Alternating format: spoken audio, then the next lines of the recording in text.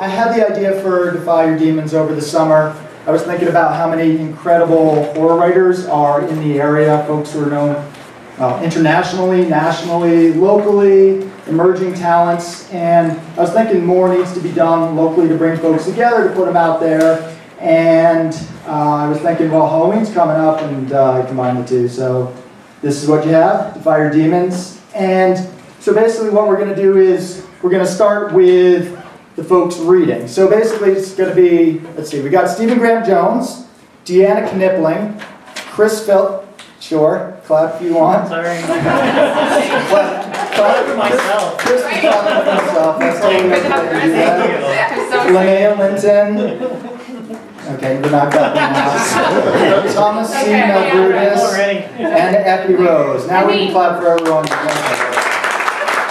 So, like I said, they're going to start with their readings. That's going to be for the first hour or so. They're also going to talk a little bit about their own kind of weird issues. So anything that's going on in their psyche, fears they might have, something that ties into their writing around the Defy Your Demons theme. I think some people have their own ideas of that. They're going to push back against that whole concept of purging your psyche as a horror writer. They're allowed to say whatever they want.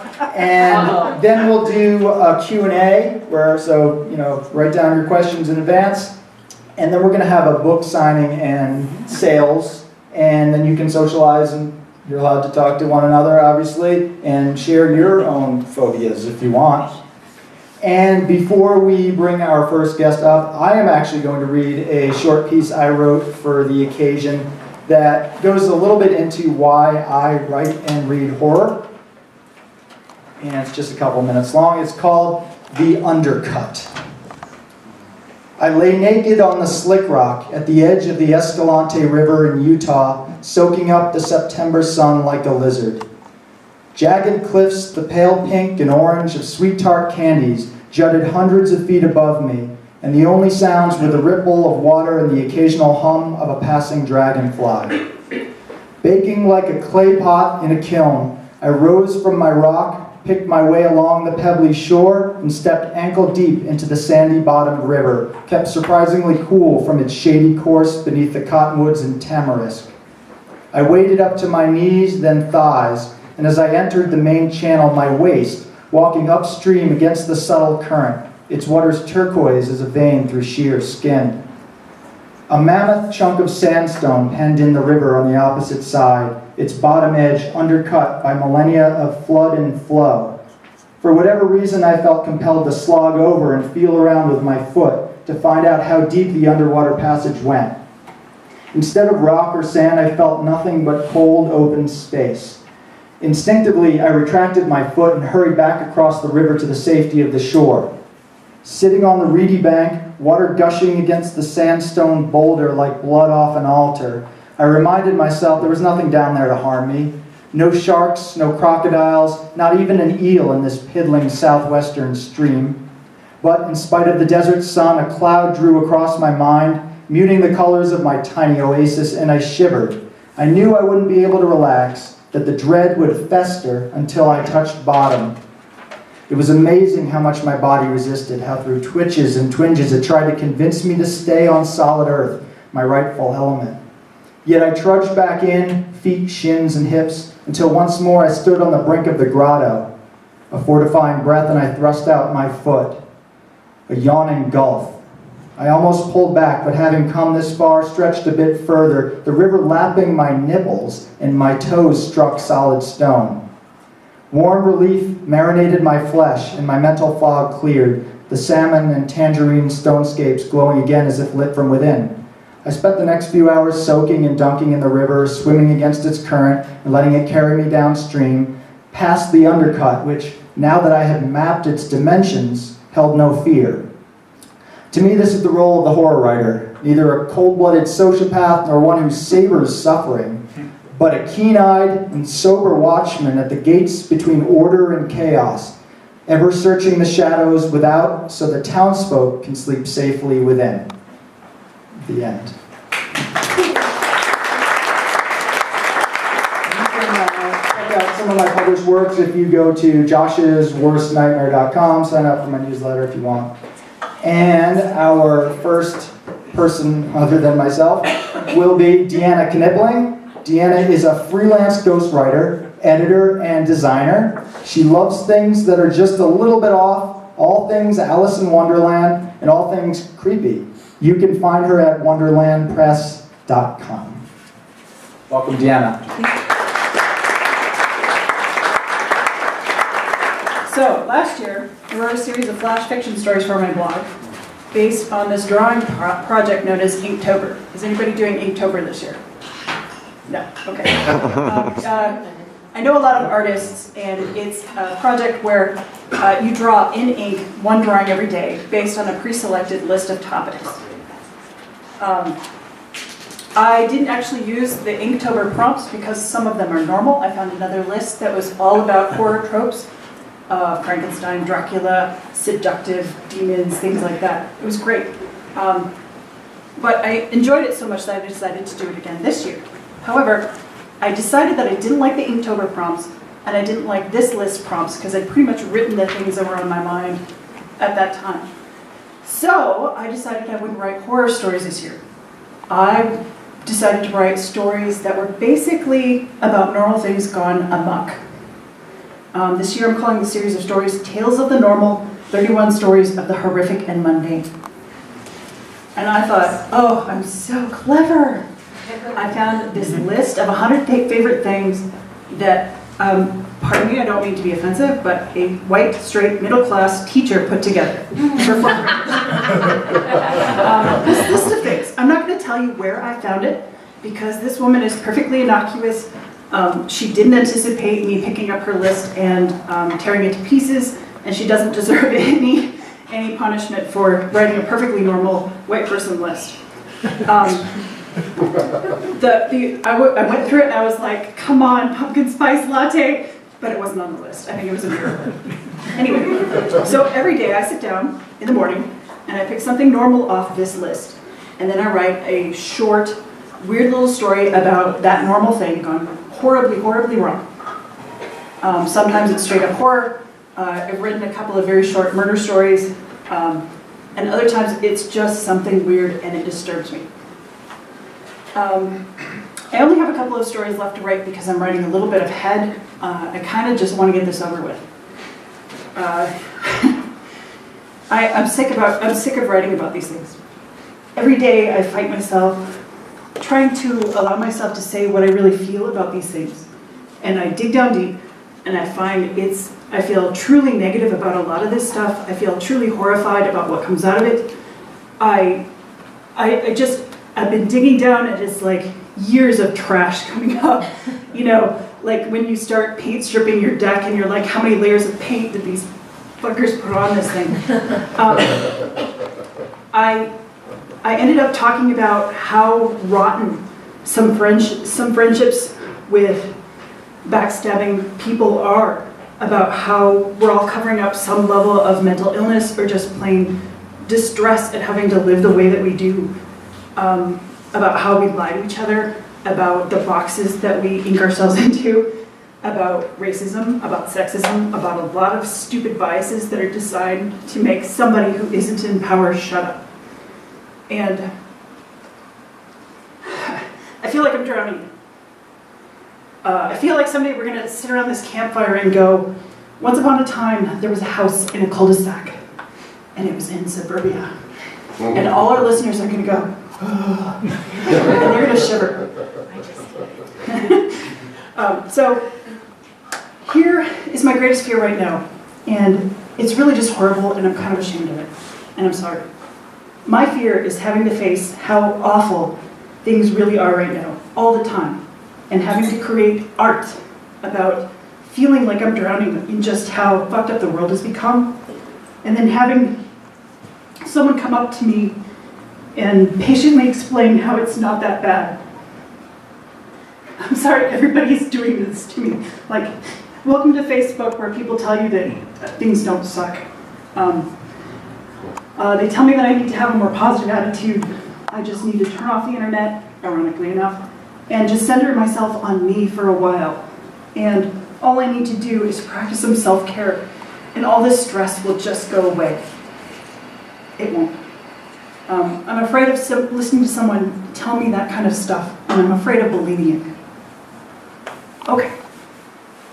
So I'm going to read a couple of these short flash fiction pieces to you, so you can kind of see what I mean.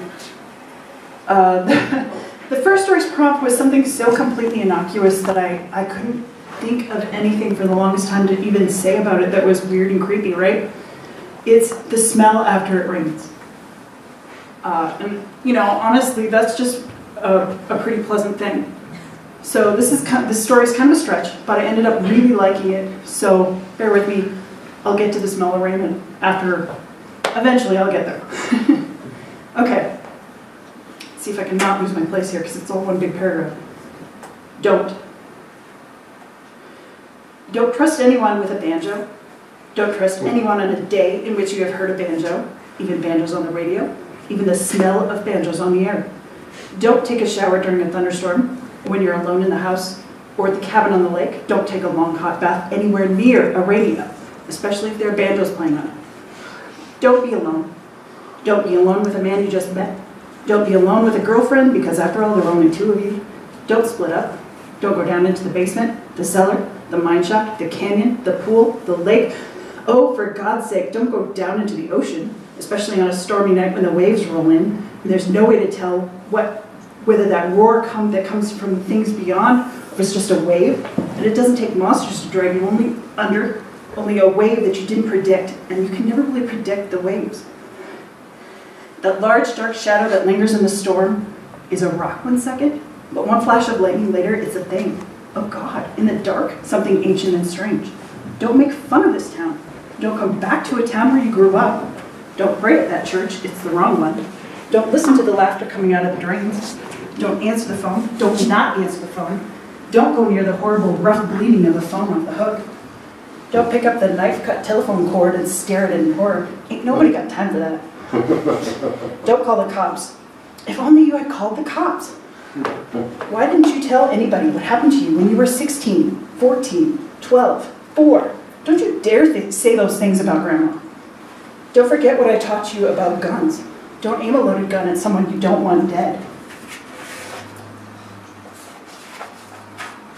Don't just assume that you should want a man dead who's trying to kill you. Don't jump to conclusions. Don't assume that a gun is unloaded, or for that sake loaded. You don't want to be holding a pistol in the face of a man wearing a hockey mask and have the trigger click over and over as you realize that you have nothing to defend yourself with and that you never did. Don't think that you can just shoot someone and get away with it, even if they've broken your ribs and your leg and you're leaning up against the wall with blood dripping down your face. Don't assume your attacker is alone, and for fuck's sake, don't assume they're dead after you've shot them. Don't you know that women can be psychopathic home invader murderers too? Don't be a babysitter if you can help it. And if you are, don't be that kind who wants to steal another woman's baby for your own. You know women can't be trusted.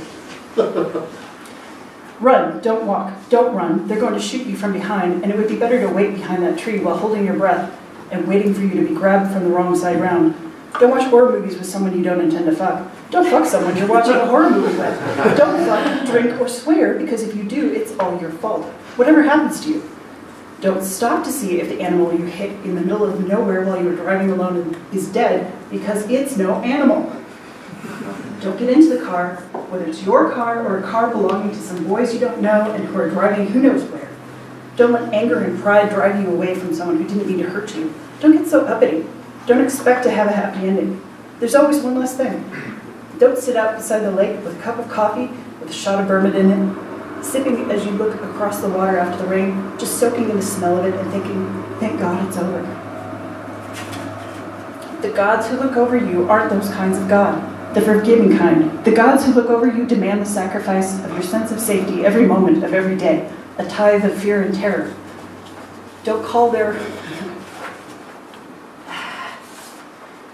attention. Don't look their way. The banjos are coming and your boyfriend is possessed. The car rolls up its windows and the wind-up clown doll in the attic. Oh shit, did I remember to warn you about that attic? Anyway, it begins to laugh again. Okay, that was it for the first story.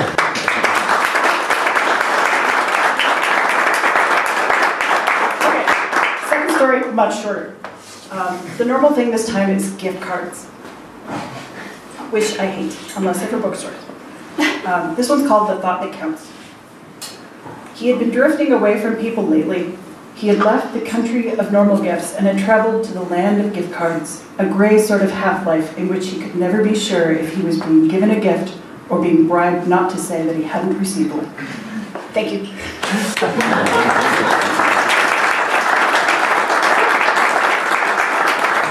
Chris Phillips.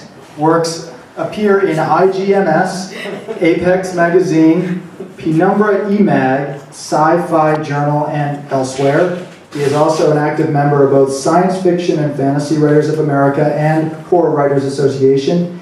In his spare time, he teaches high school, works on a master's degree, and sits in traffic. This is Chris Phillips.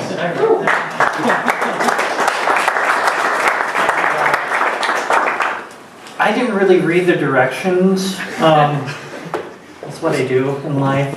So I'm going to talk about, I'm not going to read anything I wrote. I'll save you all from that.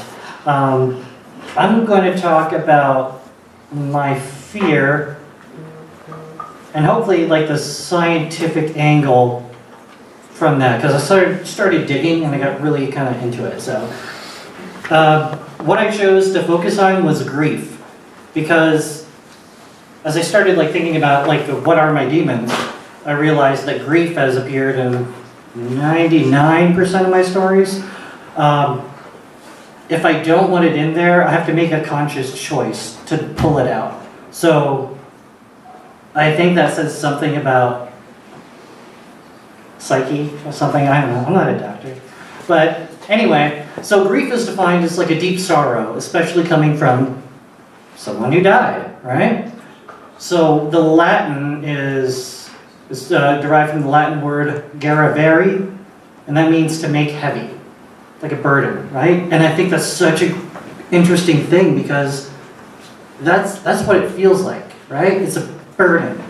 It's a physical weight that settles over you. And it's really neat. Actually, at Harvard Medical School, they did a study where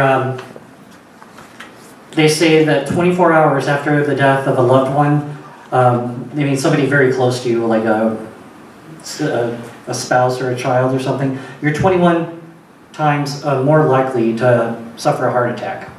So, like that statistic says that grief is more than just a mental thing. It's a physical thing that's so hard to like describe to somebody, right? So.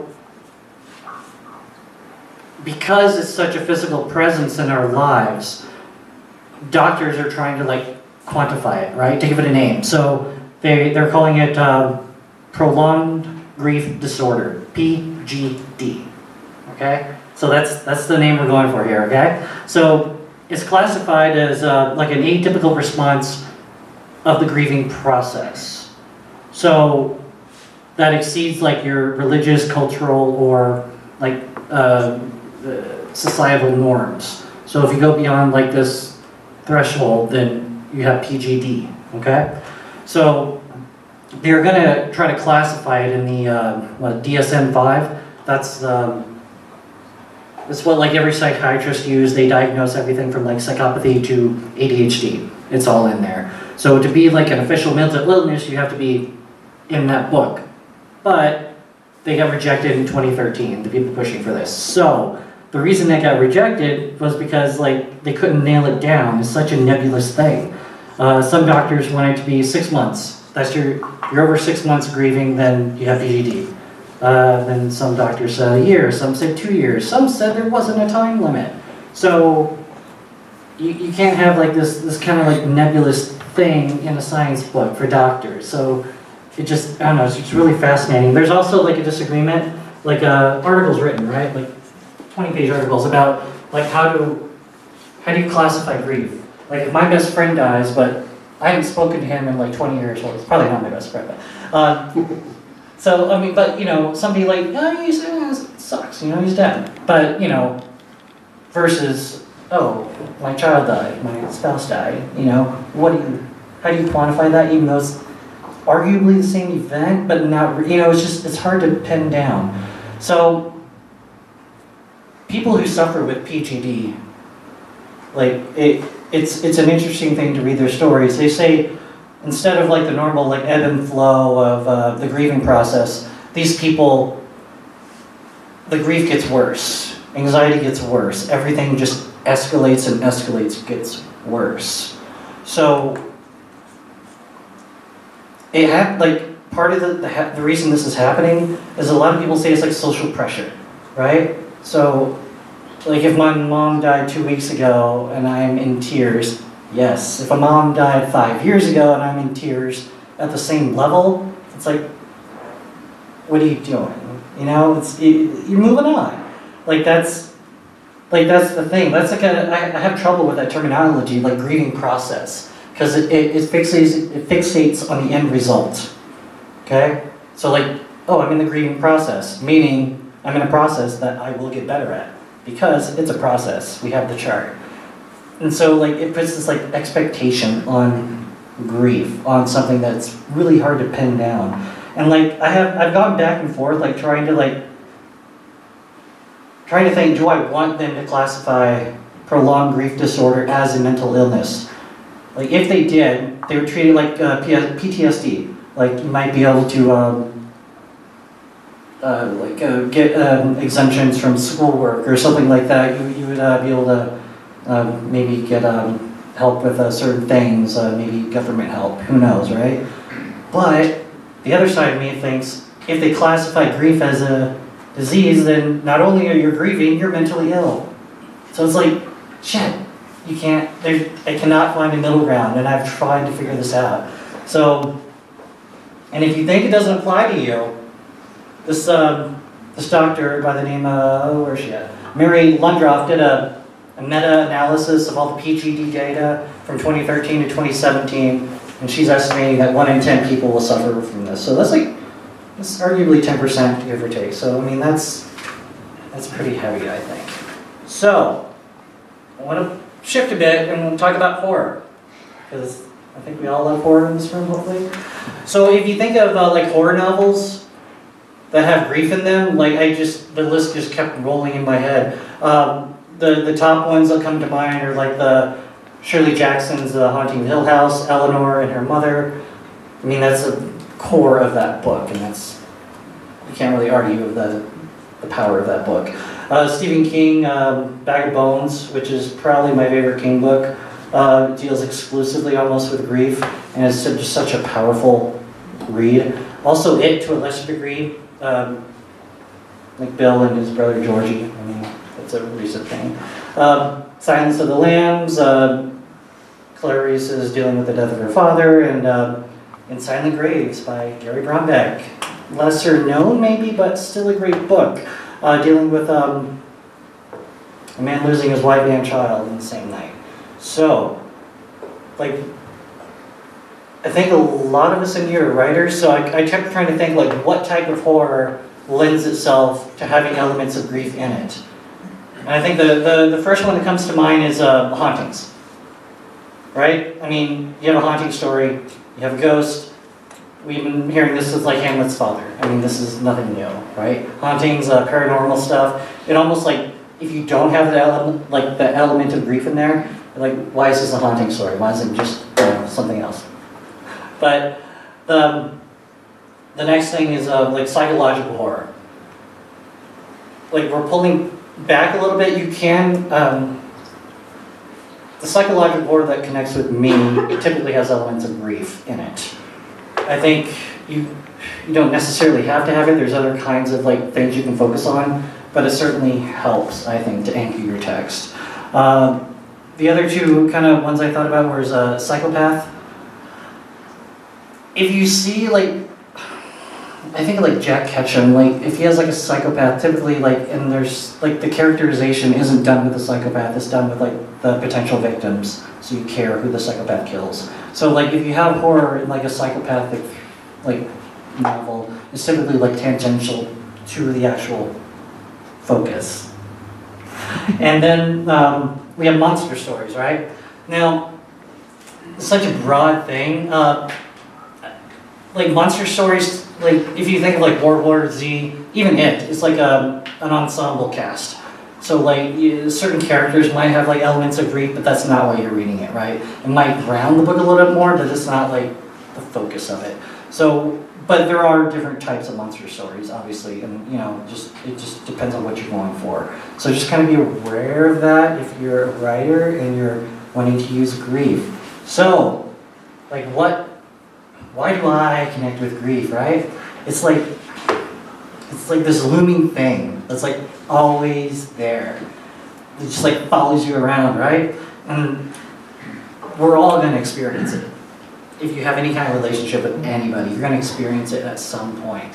It's a guarantee. And it's gonna be bad. And it's just like arguably dying is easier because you don't have to deal with grief. And that's just like, it's just bizarre to me. So like, it's like the consequence like of a relationship, like a weird equation, right? So like the greater you love somebody, the greater the grief is gonna be. And it's like, it's a good argument for like being a hermit, right? So when I was 16, right, one of my parents died. I'm not gonna get too much into it, but like that was a fundamental loss that I could not comprehend. And it took me like, I wasn't 20, it was like 26 when I finally, I'm 36 now, thank you. I was like 26 when I finally like dealt with it in any way, shape or form. And like from like 16 to 26, I mean so many bad choices. Like I was just not there 100%. Like it was a different person took over. Like for 10 years. It's just so bizarre. Like, and when I think of love, right? You try to, when somebody says like what's the antithesis of love? Like everybody says hate, right? Because like love is positive, hate's negative. But if you define love as like this feeling of like fulfillment and like this all-encompassing like thing, right? This like profound order that came to your life and like gives it meaning, then like the opposite of that is grief. It's the void, it's the chaos, right? And so it's just like, it's just such a powerful thing.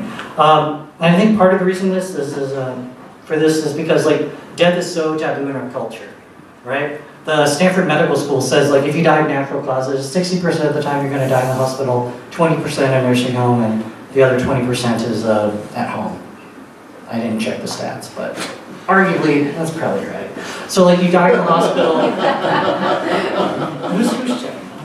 So like you die in the hospital, you're taken to the basement, and then 3 days later, that's religious connotations. 3 days later, you're back. You're in the front of the room. You're in a new. You're all dressed up. They paint you up, right? They fill you with chemicals, and then like we treat that as like the projection of like somebody or like some kind of thing. But it's so far removed from the reality of what that person was. It's almost like comical. So I don't know how people even begin to deal with that. So, enough of that. I want to like real quick, like how do we use grief in fiction? So, it's a great tool for like creating a connection with the reader and providing the protagonist with something to overcome. Because if you see somebody in grief, by the end of the novel you expect they're either going to die from the grief, if it's horror they can die, or they're going to overcome. So like you have that kind of built in with the grief aspect, and it's a great tool. It also allows them to make stupid choices. So if you have a protagonist that can't go out in the rain, right? Can't go out in the rain because that's when his wife died in a car crash or something like that. And so he has to go driving in the rain. And so you have this inbound, a lot of tension, he runs a stop sign, does something stupid, but you buy it because of his emotional state in that moment. So it's a great plot device to kind of move things along. So as I was digging into this, I came across a list of like do's and don'ts for assisting people with grief. I was like, oh, this is perfect for fiction. So I switched the do's and the don'ts. Because in writing you have to torture your characters, otherwise you're not doing it right. So I'll read a couple of them, I won't read them all. So do not realize the person has suffered a loss. So deny them that. Do prevent the person from expressing their guilt or anger if they need to. Don't allow the person time to grieve. Last one, don't encourage the griever to express emotion and to work through the grief. So, follow those rules and you can have a protagonist with a lot of issues. You're welcome. House in an old neighborhood in what's left of the Old West. She likes ghost stories, sarcasm, and enormous dogs. Welcome, Effie Rose. And demons of my own making. I also teach 7th graders, so if I begin to feel overconfident, I have approximately 100 individuals willing to remind me of the ways in which I'm falling short of their expectations. So, if you feel the urge to do that, that's fine. If you drink with me and we talk about stories, I will assure you that I do not believe in ghosts. But I'm a liar, because sometimes I sleep with the lights on. I'm haunted by demons and they're all in my head. Are my children safe? Will I be able to pay my bills? How will I find the time to fulfill the responsibilities I've taken on? In the midst of another relationship failure, I berate myself. I know this is very kind. I'm not attentive enough. I am the common denominator. But I'm not particularly attached, and I'm utterly unromantic. I don't need a partner. Except sometimes. Like, every time I try to fall asleep. I sleep with the bedroom door open. So the night sounds of my family can comfort me. I keep a dog who snores. A dog who would bark if he needed to, I hope. And when it's dark and too silent, when I'm all alone, I might as well just get up and do something useful, because I won't be sleeping. And I offer to you my last piece of flash fiction. It's called Tending Roses.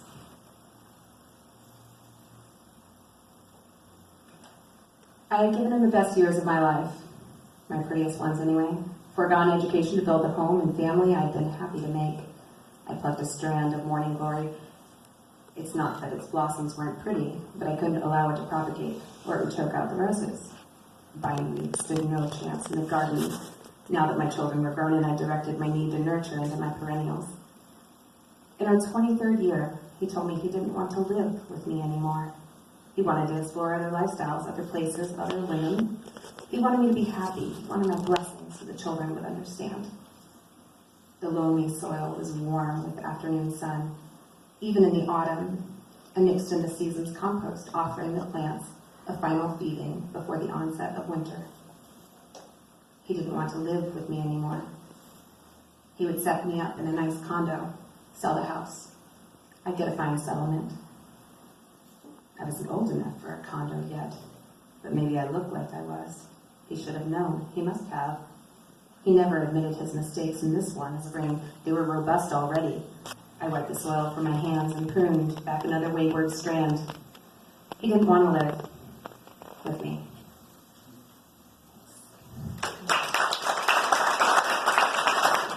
Up next, we have husband, father, and Denver native Thomas C. Mavroudis. His recent publishing credits include Turn to Ash, Terror in 16 Bits, which I believe is in the back there for later, Year's Best Body Horror, and forthcoming in Weird Book. So let's welcome Thomas C. Mavroudis. Okay. So I'm glad that I'm kind of going in the middle of this, because I had a whole program planned with props. And my wife turned all that down because we kind of realized that we're not in anyone's living room. And so the video I was going to show on my phone just wasn't going to translate as well. But I did bring a little sidekick. And I'm in trouble for even bringing this, but it's a large cockroach. It's a cockroach specimen. His name is Montgomery. And the reason I brought him up here is because, you know, the overarching discussion is about facing fears and overcoming these things. And hearing everybody talk about their fears so far tonight, listening to Chris speak about grief, I started categorizing things. And, you know, fear itself, you're born with fear, right? Because truly, fear is is not understanding something, right? That's really the essence of fear. So when you're a baby, you don't recognize things, you're fearful of strangers, you have this fear of when you're going to be fed, where your parents are. That continues on to being a child where you are wondering if your parents are going to be pod people, right? The first time, at least, see, so this is where I'm going with all this, is that I had all these fears growing up about my parents not being my parents, because they were so good that whenever they would snap or they were in a bad mood or something, and I wouldn't understand it, I thought for sure that they were either robots or pod people or possessed by a demon, or I mean, there's so many variations of the pod people, but a lot of this came into seeing trailers for movies in the late 70s and early 80s at like 9 o'clock at night. So my first prop that I was really excited about was the trailer for the 1978 Anthony Hopkins movie Magic. Now I don't know how many people maybe recall ever seeing this movie. It's basically about a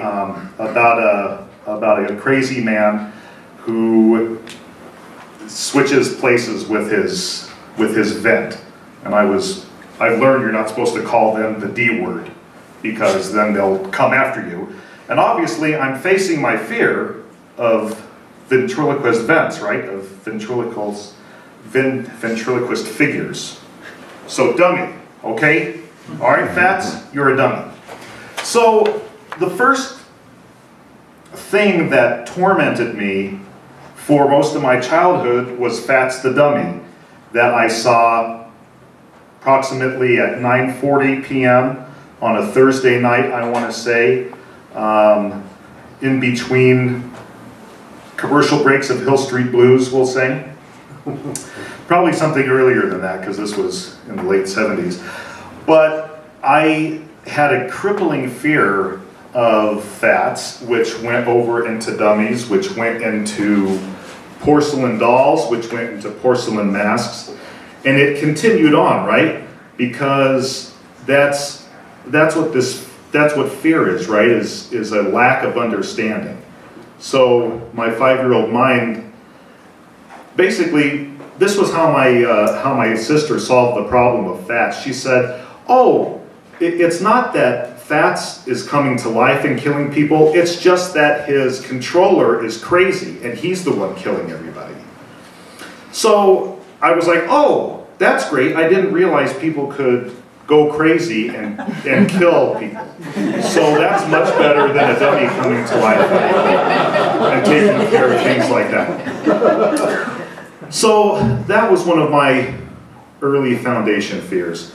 And a second one was cockroaches, because I had this terrible, crippling fear of cockroaches that chased me in Hawaii. And a friend of mine gave me this cockroach, I guess, to help me overcome things. So that's where Montgomery comes in. Another one of my fears, which is what my reading is connected to tonight, is I was lost one time on the hotel grounds of a hotel in Palm Springs, California, when I was probably about 7. And after that point, I made sure I never got lost again. So this is just an excerpt from my first published story. It's called Rabbit Face, and it's about a city kid in the mountains, and this is approaching the climax. Gordon looked over his shoulder and stepped across the threshold. Let me say it real quick. He's a city kid, he's in the mountains, he's fishing with his dad. It's in the middle of winter. The snow below the pines was firm, tamped by a network of game trails. There were streaks of urine and piles of scat, claw marks and hoof prints, In the few spaces between the pines, there were clusters of dormant skeletal aspen protruding from the drifts where the snow was allowed to collect. He could hear the chainsaw resonate behind him, his compass. He was confident in his exploration of the lanes and alleys of pines, but it struck him that this was Garrett's neighborhood, his backyard. Gordon could tie a few useful knots, and he knew the major constellations. He knew what wild plants to avoid, and even a few he could eat. But he wasn't a country boy. In fact, he realized he was about the farthest thing in the world from being like his cousin at all. He walked the lonely trails beneath the canopy of pine, up and down knolls and dells, the sporadic buzz of the muting chainsaw, the sole consistent surprise or sound. It was colder in the shade and damp, smelling of decomposing needles and leaves. He expected to eventually spook a deer, or elk, or birds, or anything. There was always a dog or cat in Gordon's realm, in the parks, in the city blocks of houses and shops. There were mad squirrels and congregations of raucous geese. There were people, strangers most, some dangerous, most inconsequential, but there, present, numbered. And this monochromatic place Gordon traveled was alien, a mask representing one familiar thing, sheltering the hideous authenticity of a peculiar unknown. He came round a hill. Through the trees, he could see a sunny clearing and supposed he had made his way back around to the south end of the lake. But when he emerged at the bottom, he was instead at some other frozen basin, an abandoned beaver pond, the snow-covered lodge at its center, a lone mausoleum. Then he realized he could no longer hear the chainsaw. The first thing he did was step back into the trees from where he came and went up the hill to grasp his bearings. Gordon was engulfed by the abstract crests and troughs of the alpine landscape. The diffuse sunlight in the gray sky indicated no certain position of the sun above, if it was even still somewhere above. He supposed calling out would be in vain, but he did anyway, his small voice consumed by the white space and veins of shadow.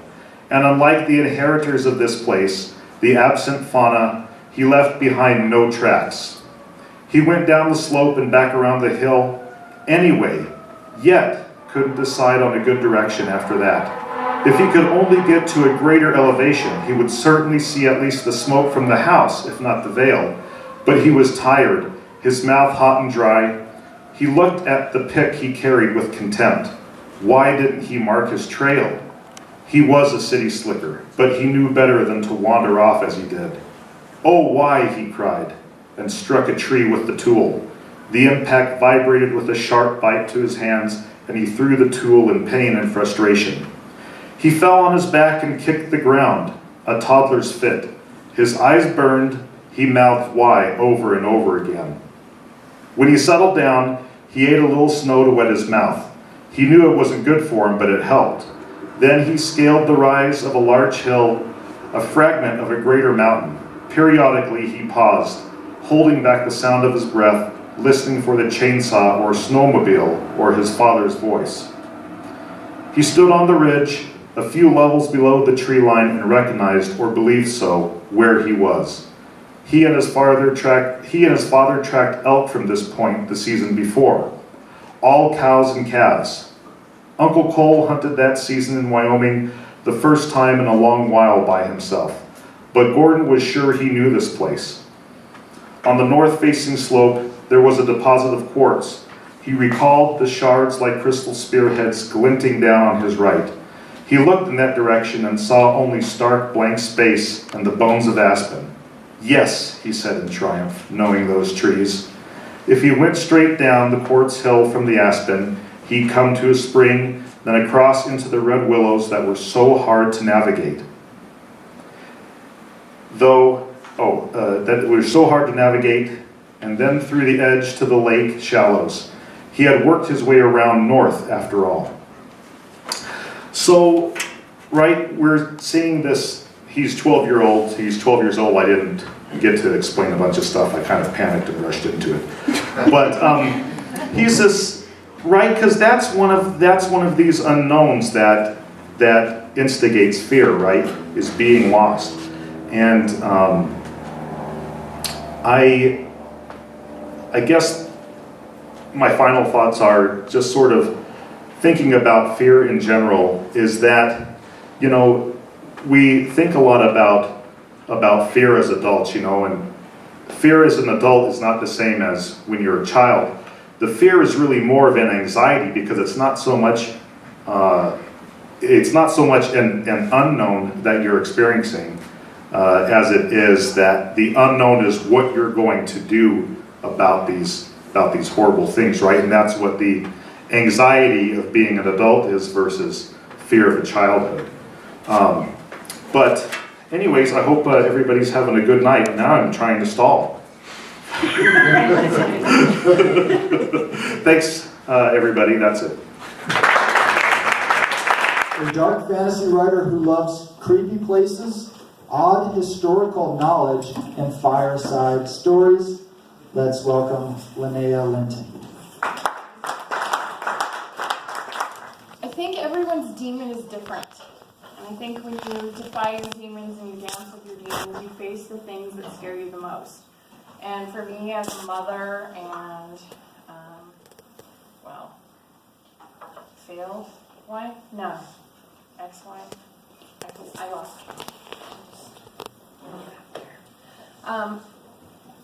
being a single mom is really something that's difficult. People have a hard time with that, whether you have one child or you have two or even more. I'm the single mother of 5 children. And I think for me to defy my demons is to face all of those adult anxieties and figure out what you're going to do with that and how you're going to deal with it and where that's going to go. So it's really difficult, obviously. It's paralytic to some, it's enabling to others, and I think it kind of segues right into my story because I find that when I write, it's a lot easier to use the writing as a catharsis and then go to the dark fantasy type of stuff because there's a lot of research that goes into that. And when you have a lot of kids, how are you going to get your research done for your writing? Oh wait, sorry, fears, right? Okay, so I'm just going to go into my story, and I really tried to embrace the whole anxiety of the situation and kind of run with it a little bit and see what goes wrong and what might go wrong with it. Sliding into bed, she savored silence. The long day finally ending, and half-dressed, she lay her head on the pillow. She relaxed into the memories of the day as her mind's eye closed. She felt the black of sleep wrap itself around her. Gasping for air, she gripped her blanket, sitting straight up in bed. Holy crap, I felt like I was really falling, she echoed to herself out loud in an empty room. Tracy knew that feeling well. Tracy's a single mother of more children than she likes to tell people. The anxiety only calmed with the careful planning and strategic steps it takes to make sure children were to school on time, and then there was night school, graveyard shift, and the day begins again. Begins again for the mass public, but not for Tracy. Growing weary of telling people, Tracy stopped answering the questions, skirting the questions, how many children she had with, "Yep, they're all mine." And followed by, I know how old they are too. Rolling her eyes and pretending to count on her fingers. Cracking a joke usually is a great segue into more important topics. Humor always helps ease the tension with everything, even more so with asking for help. Everybody likes you more when you make them laugh. Despite the laughter, the grand multitasking, and the sticker shock of her multitude, Tracy battled every night to know she would make it through the rest of her life like this. How's her bills going to get paid? How the needs of her kids would be met, or how to avoid the stigma of being an unstable single parent. It's always the what ifs, isn't it? Hey, I wish I could. What if I'd said? What if I'd done? What if I'd done what? She tumbled the sentence in her brain so long it seemed unreasonable. And what if I had stayed? And what if I said no? And what if I hadn't acted so agreeable? And what if? Those words at their best bring light to a gloomy perspective. She hesitated to leave her ex-husband because of the what ifs. Tossing and turning the mess of comfort she knew others called a bed, she tried to go back to sleep. Hearing her children sleeping quietly, she closed her eyes, called the day an end. Waking up with the sun in her eyes, she was thankful for the rare occasion to sleep in. Hearing 2 of 6 kids awake, she tried to hide under the blanket. Ow, Mom, Kelly just hit me, and the stairs pounded as child after child raced to Tracy's room to begin the battle to tattle. Dear God, if you exist, make my coffee today. She prayed as she prayed as her own yelling bout began. Bound and determined not to let her what-ifs win the fight, she mentally began to logically draw out her weekend day while trying to block the ongoing chatter of children. Mom, Trey won't. Did you eat any breakfast? She howled at the house, intentionally attempting to rouse the rest of the masses. I need dishes done. Your laundry needs to be in this laundry room. Boys, quit pissing on the bathroom floor. Tracy barked her commands. Breakfast, cleaning, and a few loads of laundry later, Tracy's beat. Slumping into the couch, her neighbor calls. Hey, let's take the kids to the park. Okay, that's a good idea. She's better not run off again, she said to herself as she hung up the phone. Remembering the last trips to the park at the end of the block, Chase had looked her straight in the eye and ran as fast as he could in the opposite direction, thankfully, into an open field. All too often, Tracy read the news of disasters where mothers had to choose holding children because, well, we all only have 2 hands. Then the what-ifs started again. What if he did run off? What if a fire started in the house? What if she couldn't get them all out? 3 of her children were under 6 and 3 8 to 14, and how could she ever lose one? And the thought of not having all of her children together was enough to stop her mid-breath. Chase, her 4-year-old, specifically worried her, not only because he was constantly getting into things, but because he had started this phase of not coming to her side when she called him. Okay, everyone, it's time to get a break from cleaning. Let's go to the park. Letting the kids play at the park until nearly all of them were complaining about a lack of lunch. She begins to tell them it's time to leave, and they slowly gather around her, Chase lingering in the background on the equipment until the absolute last second he finally comes after Tracy's yelling at him. They all start walking together towards home, and Chase must be the leader of the pack, racing with his little brother towards the sidewalk at the end of the street. Tracy's finally enjoying a quiet moment in conversation with her neighbor. Mom! Chase is really close to the street and he won't listen to me. Eileen, the oldest, yells, instantly terrified. Tracy yells at Chase to stop, and he does. Only to laugh, look at her, and start running again. Standing in the middle of the street, she finally stops. The street is empty now. Tracy decides to pick the battle, runs to Chase's side, swats his bottom, takes his hand, and leads him to the sidewalk. You can run on the sidewalk, not the street, she says. She manages to get the children back to the house, make a small snack, feed them lunch, and is too tired to finish cleaning, so she pops in a movie and crashes on the couch. Comfortably nestled with one child on her and one child resting in front of her, Tracy decides now is a good time to make sure she sleeps. The movie finishes and Tracy is woken by children fighting over a new movie. Tracy comes to, ends the bickering, makes a mental count of who's in the living room and who isn't. Eileen, Kelly, Renee, Josh, where's Chase? Girls, where's your little brother? Has anyone seen Chase? Not terribly concerned and convinced he's up to something, she starts looking around the house, not finding him and becoming concerned. She starts looking through closet doors and kitchen cupboards. Kids hide everywhere. This kid's got to be around here. Looking around the house frantically, she's now checking every room, calling his name. Son, where are you? Chase, where are you? Chase? Running out the door, looking left and right, she finally sees him in a neighbor's yard playing with the dog. Chase! Looking up, the child stays, petting the animal. You get back over here! Hearing his name, he bolts in the other direction. Chase, get over here right now. By now, she's running and she's afraid that he will run towards the dangerous side of the townhomes and towards the street. And following the 4-year-old, she sprints down the street towards him. What on earth are you thinking? Don't run from Mommy, honey. Oh, God, a truck is coming. Chase is so close to the sidewalk.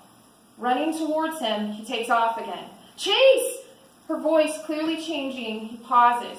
She gains on him by 5 feet. Turning to see her coming so close, he cowers at the edge of the sidewalk, right next to the street, scared of the consequences of running from Mommy that are going to come on to him.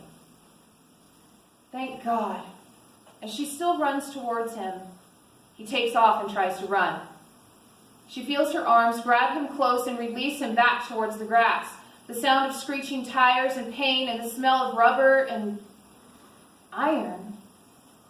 The last image of her son face down in the grass. Jerking awake, she bolts straight up in bed, gasping for air in a cold sweat, nauseated, breathing heavy like she just ran a full-mile sprint. Wildly looking around, she gains her bearings and forcefully takes a deep breath. Oh, my legs really hurt. Rubbing the nubs of what used to be her legs. Therapy had been long today. The bright fluorescent lights brought dependable calm to her heart rate. The muttering noise outside her door, the beep of the heart rate monitor and the frigid rehab air reassure her it's just a dream. Blinking and realizing nothing's happened since she closed her eyes, she breathes a sigh of relief.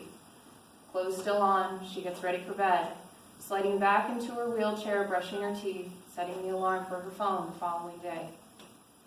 Wow, these dreams are getting really vivid. Oh God, what would I do? What if that truck had hit my son? Wait, oh shit, who am I kidding? That happened to me. I caught him, I did catch him, but what if? No, she says out to an empty room. Not again.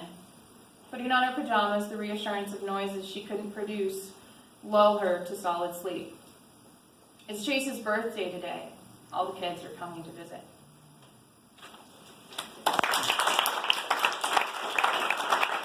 The recipient has won the Texas Institute of Letters Award for Fiction, the Independent Publishers Award for Multicultural Fiction, a Bram Stoker Award, 4 This Is Horror Awards. He's been a finalist for the Shirley Jackson Award a few times. He's currently a finalist for the World Fantasy Award. Yeah, he's won a lot of awards. Welcome, Stephen Graham Jones. I've been watching this spider the whole time right here. That's one of my first fears. I'm not like terrified of spiders. I don't know, I don't prefer their company, I guess. You're watching a plastic one, sir. You never know. Tom brought that cockroach, and I don't know if you were in the room, Tom, or not. The guy who gave him that cockroach, one time he showed up with a Madagascar hissing cockroach, which, them guys are like from corner to corner of your hand, they're big old dudes. And I don't prefer the company of cockroaches either, of course. And but I thought you gotta face your fears, And so I decided to take an author photo with the cockroach. And the way I decided to take it was I would lean back and stick my tongue out and he'd put the roach on my tongue. And, oh, nice. But it was a live roach, And so we tried for probably 25 minutes. I don't know how many times we put that cockroach on my tongue. We had like 3 people stationed with cameras to take the picture. But evidently when you put a cockroach near an open mouth, I think it's going to get eaten. And so they run away. So it kept running across my face and getting away, making chase all over the room. Evidently, I learned later that we could have chilled it and it would have been a chilled cockroach and it would have been a good photograph partner.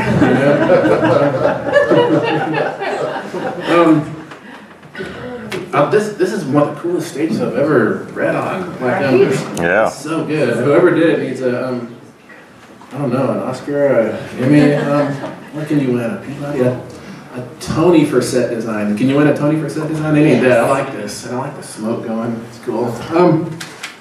Let's see. I made myself a little script of what to say here, if I can read my writing. On the back of this, I asked Tom, I slid him a note, a yes/no note. I said, would you be super bored if I read that love is a cavity I can't stop touching again? And I put a yes box and a no box. He's heard me read it before, and he checked yes, Wow.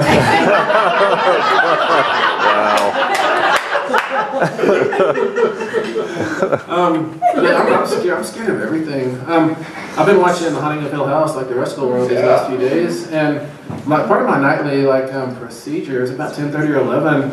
Me and my dog go out walking for 30, 45 minutes, and it's a good time. We always get into scary places, and it makes it more fun.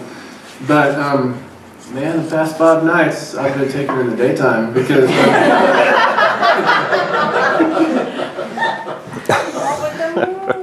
Yeah, that's terrible. When I was a kid, what I was scared the most of, I had been to funerals, of course, as a kid, and nobody ever explained death to me. I just saw death. I didn't know what it was. I'd see people in the coffin, and in the coffins, people were always, they had 2 qualities. They were still and they were symmetrical. They did their hands like in a certain way. And so I thought that's what death was if you were still and symmetrical. And so I've spent my whole life terrified of ever laying in a way where my hands are, I'm a mirror image of each other. So I never allow myself to do that. And also I always have to keep a toe or a finger or something going. And I think that's probably, I feel like that's why I became a writer, because it keeps my fingers really busy all the time. And I don't have to be dead, It makes me... But I even even being in this big house is scary to me. Big houses terrify me. I grew up in trailer homes everywhere. And big homes, there's a lot of places for people with masks to hide, I see a mask out there too, a Jason mask, that makes me happy. I've never had the proper fear, two things I've never had the proper fear of are fire and electricity, which those are things you should fear. I've had multiple, terrible things happen, because I always think, not this time, but it's always this time. And I'll do it again, that's the bad thing, I'll stick my hand in that socket again, and I'll think, really it's because I grew up reading comic books, of course, Marvel comic books specifically, and what that taught me was every accident is a chance to be a superhero, So when I was 14, I would sneak outside when it was storming where I grew up in West Texas, and I'd go find the longest pole I could, and I'd walk around waiting, because I wanted to be a superhero. God. It never happened. It's probably for the best.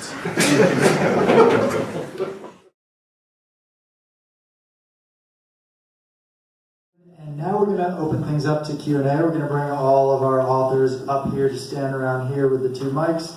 And you people will ask questions and they will say words with their mouth in response. Yeah. So I'm feeling right now like sort of everything is horror. Partially because of just my own disposition, but also because of the readings. Being a single mother is horror and lots of different things are horror. So I'm wondering for each of you what makes horror special? What makes it horror? Anybody? If it makes me afraid to turn the light off at night, then it's horror, I think. That's probably the best definition I can do. Lack of promise of a happy ending. Like life? I don't know, I'm really weird about things. I guess what I mean by that is that, and I was asked recently by someone who was explaining to me that she watches some stuff on the Hallmark Channel, so not even Lifetime thrillers, but Hallmark thrillers that were too intense for her. So she was asking me, what is horror and what's the appeal about it? So I guess the reason that I'm just kind of weird is because I've always liked monsters, and even though they horrified me and really tormented me before I understood them, I kind of like them now, and I strangely feel comforted by monsters, I suppose. So maybe I'm the wrong person to ask. Wow. Of the people with my personality type, 2% are women. Just saying off the bat that I think weird. I've embraced the fact that I think weird and I go with it because that's the best thing you can do. When you're weird, embrace it because somebody else is looking for you and they're going to find you. If it makes you uncomfortable, then you're right? I'm cute. If you're uncomfortable with it, I find that logic and analytics get me through it. And if you really want to go with it and you feel like you're really drawn to it, then find the logic and find the analytics in it, and then take your research from there. Figure out how it works. It's all clockwork eventually, whether you do the law of relativity or whether you do science or whether you embrace religion, there's always something behind it that makes it work. And if you embrace that part of it, despite your uncomfortability, that, I think I made a word, I don't know. Despite that, you move forward in that, and that's a way that you kind of defy your demon in of itself. You're stepping out into something that makes you uncomfortable, you're finding that courage, and then you're researching it. Maybe that's the answer? I mean, I don't really know. I don't know if anybody else has an answer. I really want to know what it is, but I want to. Yeah, dude, me too. Why you tried hard? It's possession. Okay, cool. I think obviously you're your first reader on this. So if it makes you uncomfortable, hopefully it will make other people uncomfortable. I think that's what you want to go for with horror. I mean, that feeling of unease is just like, if you're feeling it, then hopefully your audience will feel it. And then you got something really good working, I think. So, yeah. Okay. I think if you're willing to stick with the discomfort, that's a power of its own.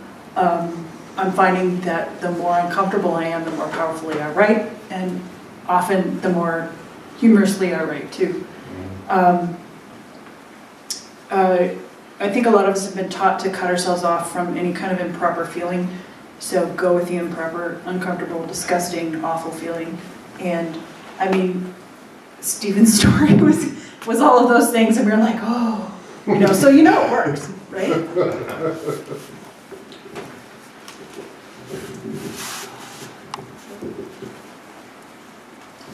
I'm just gonna stare at you and say, just Yeah. even that, right? No, I think, not to really, not to steal from Stephen, but I mean, horror in general, as an entertainment, right, is that it's sort of the greatest catharsis. So Stephen spoke on it already, is that there's that rush and then the relief of it happening. I mean, that's why we enjoy scary movies and why we play scary games or do dares, because there's some sort of,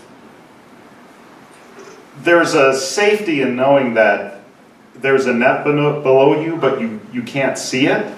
So, but you're still falling, right? I mean, I know that if I was going to go skydiving, hopefully the parachute would open, but even that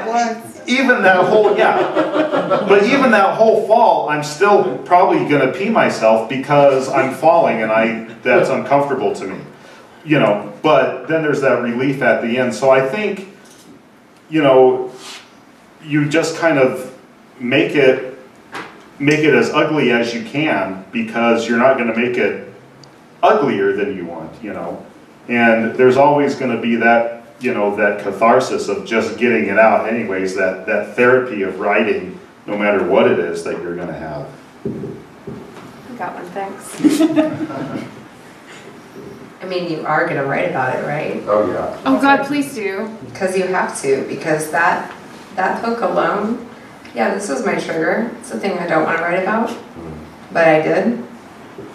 That's the emotion that you're going to pour into that work that the reader is looking for. So don't wait too long. We talked about that a little bit in our Denver Horror Writers meetup, that those trigger warnings, that's gold. That thing that you don't want to delve into, the horrific, that's where the emotion is. And you can shelve it until you're ready for it. But don't wait until it's gone. Yeah, I think as a horror writer, you're compelled to go into places that are uncomfortable to you. That's how I know that I'm getting into what feels like authentic territory, is if I don't want to go any further.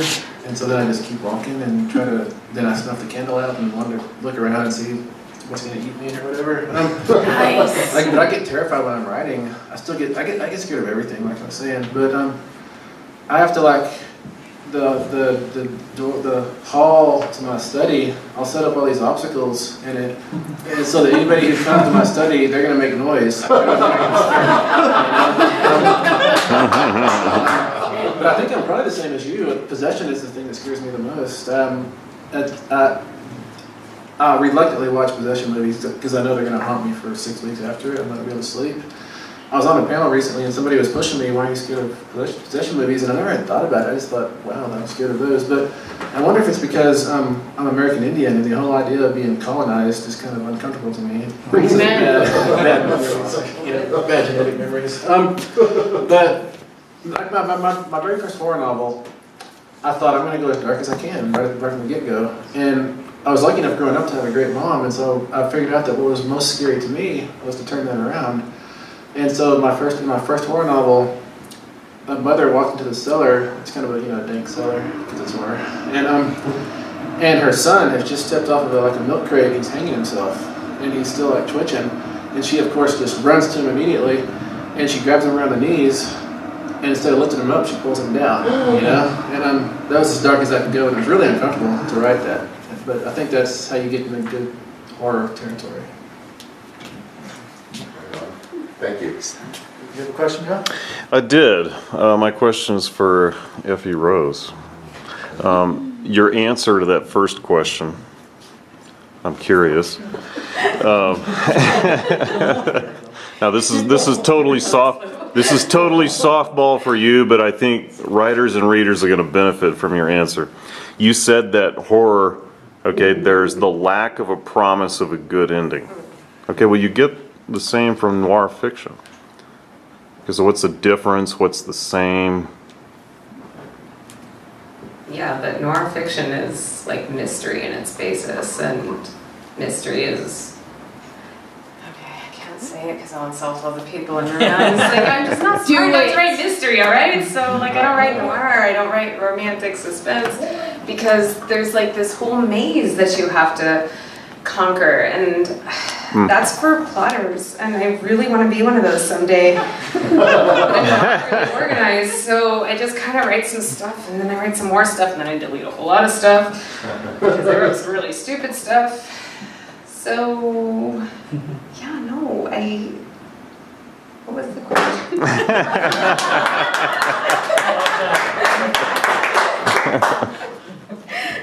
If anyone else wants to answer, that's fine. You're not under obligation to. People always characterize horror as having down endings because everybody's dead or traumatized for life or whatever. But I think that's not actually a bad ending in horror. In horror you can have the final girl killing Jason temporarily or whatever kind of win like that you have, which probably qualifies as a happy ending.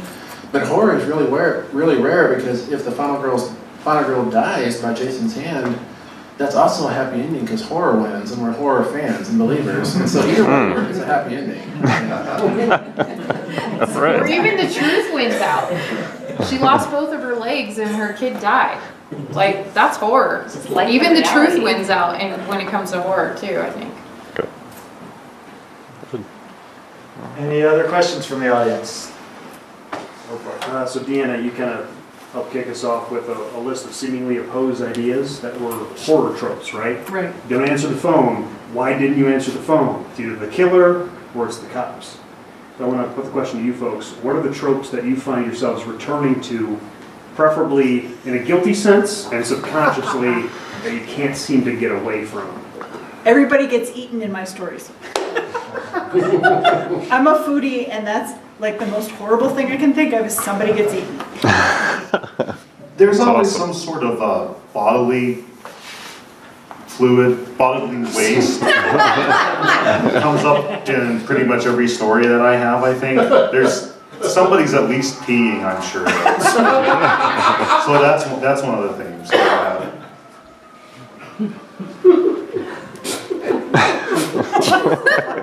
I lost all train of thought. I have no clue where it's going. I'm done. What's your favorite trope? I do haunted houses, and there are hidden passageways everywhere, and I love the chosen one trope that's passed down because of generations of whatever. Somebody screwed over somebody in the past, and the curse is coming down. Every single time. I can't even write a romance without screwing somebody over genetically. I think as writers, I feel like I anyways just really have like one or two stories and I just dress them up in different ways every single time, you know? And the big one is I always tell father-son stories, it seems like. Either father-son stories or stories where the protagonist is about 14, 15 years old. One of my friends told me a few years ago, we were sitting around and he said, you know, Stephen, you were really good at that teenage angst. And I was like, yeah, man, I'm pretty good. I was like popping my collar, feeling all right. And I was walking home that night and I realized he's insulting me.